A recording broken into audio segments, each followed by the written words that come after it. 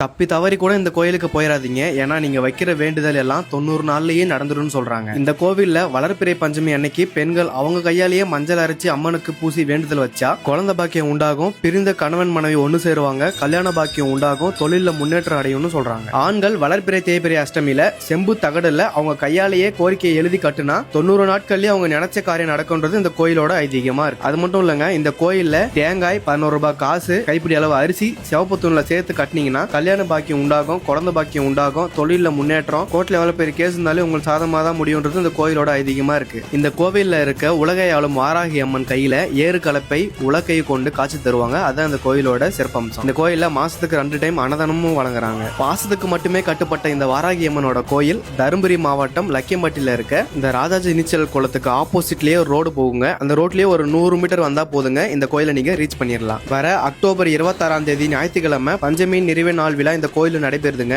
இந்த விழால 54 சிவனடியார்களுக்கு பாத பூஜையும் நடைபெறுது.